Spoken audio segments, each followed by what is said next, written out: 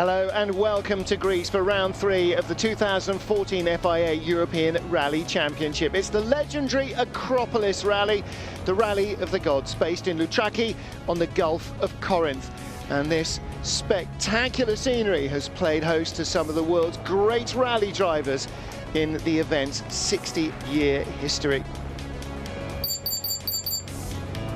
Well, Robert Kubica is the championship leader. He is not present here.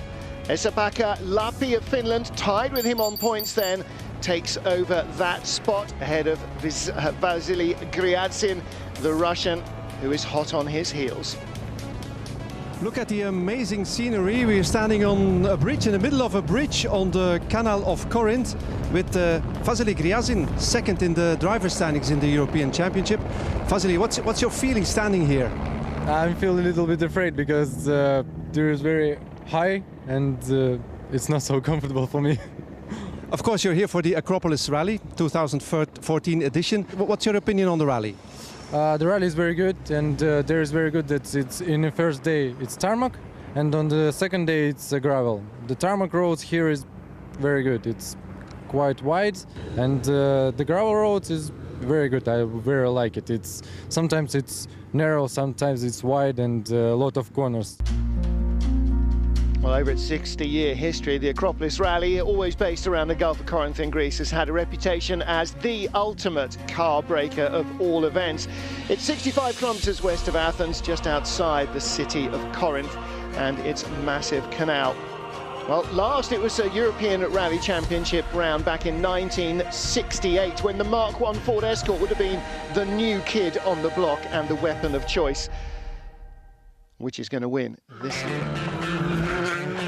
Well, the new weapon of choice, certainly for Craig Breen, is the R5 version of Peugeot's 208 T16. He and teammate Kevin Abreng are both mounted in the new cars. Belangrijk voor ons is dat we data. Dutchman Abreng says it's important for us to really get some data for the whole team here. This rally's vital. We can check the car on tarmac on day 1 and on gravel, which will be day 2.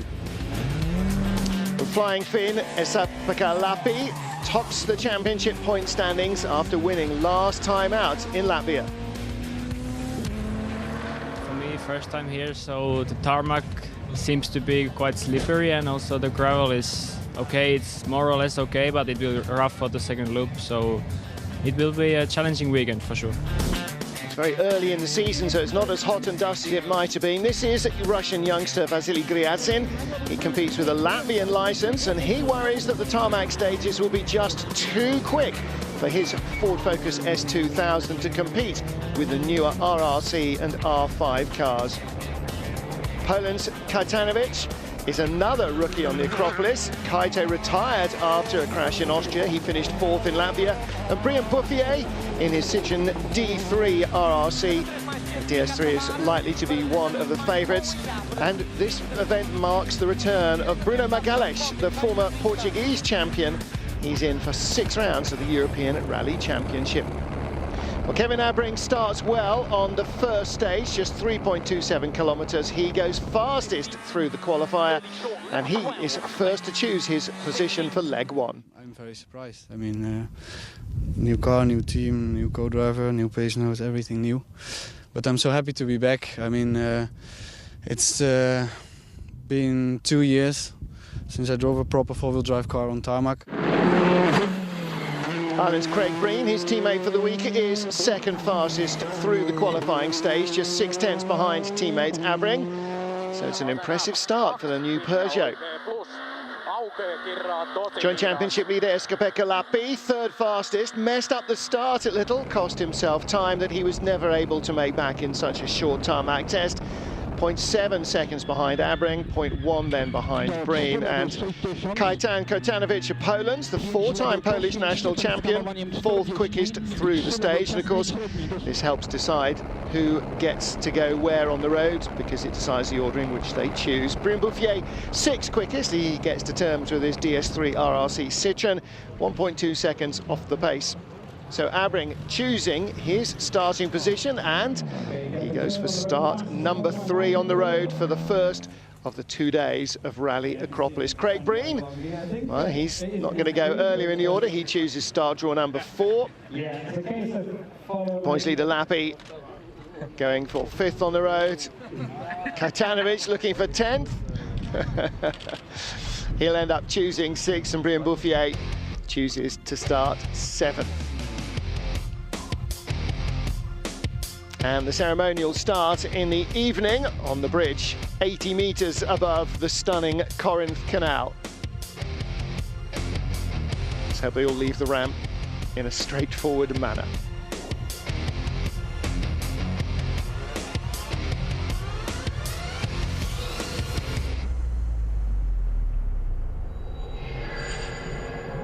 So the Acropolis Rally then, 2 days. Day 1, 6 stages in total, all on tarmac, and this is unusual formatting for the Acropolis. 2 loops of 3 tests on day 1. It's dry, but it's a little breezy and not as bright and sunny as the Acropolis habitually is, but then it is only March, so a little bit cloudy, but nevertheless a chance for the drivers to really get their teeth into them. Longest stage is Ayanori. It's a 23.6 kilometre test. And after service, they will go in the afternoon and do the same 3 stages for a second run. So first stage, Ios St John's, 21 kilometres, 9:30 start, road is dry. Early slight left click, 60, right full. So new car, new co-driver, learning the tyres, learning the stages. Kevin Abring 3rd on the road. And he has a little problem inside the car. He goes 3rd quickest. I think after 3K in the stage, my display fell down. So I didn't see the gears and also not the shift light. So sometimes I was way too early in 5th gear. And but anyway, that's part of the new car. And for the rest, I must say I'm quite happy with the car. But the back is sliding a lot. Well, teammate Craig Breen was 4th on the road, so right behind Abring. He set a 10-minute 31.3 time, 5 seconds slower than his teammate, but he reports the same issues, the Peugeot moving around a lot at the tail. However, he thinks he might know the reason for it.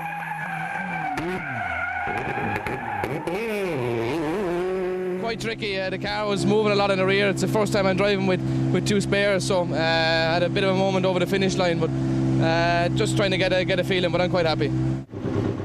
So he thinks maybe the extra spare tyre in the back is just affecting the balance. Esa-Pekka Lappi, 5th on the road. And coming from the gravel of Finland, he is not yet quite as fluent as he would like to be on these tarmac stages. For almost everybody in this international European Championship field, this is new territory. Also around to the Greek Championship, and that's where the local knowledge lies. Okay, it's not a good time, but it wasn't a perfect drive, but still it was more or less okay. Lost 13.4 seconds in the stage. Brian Bouffier starting behind him, 7th on the road.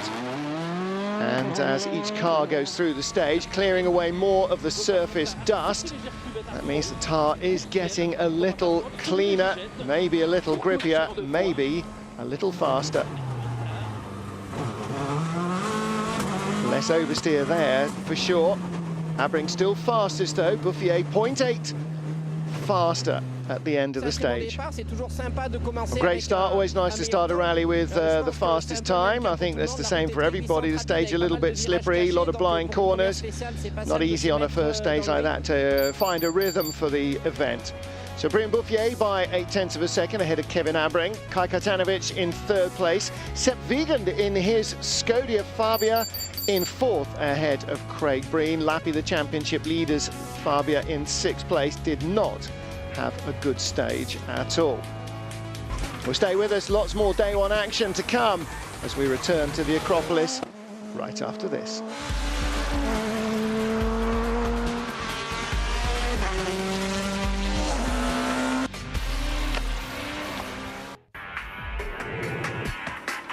Day one of the Acropolis Rally Round 3 of the European Rally Championship. We're in the Gulf of Corinth in Greece, heading to the second stage of the event. Day one, all tarmac. Day two, all gravel. And so far, it's Brian Bouffier, the Frenchman in his Citroën, who leads. It's a fast and flowing stage, the longest of the day, 23.6 kilometers. Sepp Wiegand, second man on the road, big moment. He's fourth overall after stage one, comes out of this one in one piece, fifth quickest.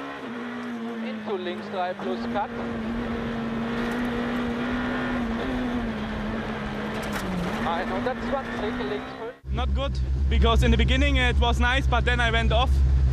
We got out of the road and stuck a little bit in a ditch. So we lost a lot of time, and after I lose my confidence to feel the grip. I was braking normal brake point like before, but it was like ice. I was sliding a lot. I went off, so I lose the confidence and for sure time.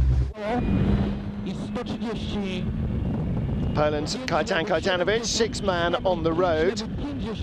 Third overall after stage one. And in what is habitually a dry event, Kajtanovic hits standing water and skates right off the road. Avoids major damage, but loses time backing up and getting going again. He comes fourth quickest, remains third overall. Kaito says we had to reverse, lost about 12 seconds.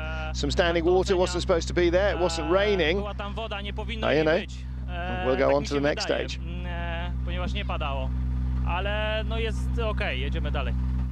Slight left, very fast. Kevin Abring, second fastest in stage one, chasing Brian Bouffier for the lead. The Dutchman with this brand new R5 version of the Peugeot 208 T16. Admitted to being just a little cautious towards the end of the stage. 100. Maybe the helicopter was putting him off. Everybody's been cutting the corners, leaving a lot of gravel out there as well. Too easy in this brand new car to make a mistake.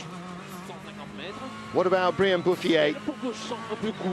Well, Abring's time, 11 minutes, 26.4 seconds for the stage. Bouffier with a 0.8 of a second lead after stage one. 4 kilometers before the end of the stage, he hits a rock in the road. I had no idea it was going to be there.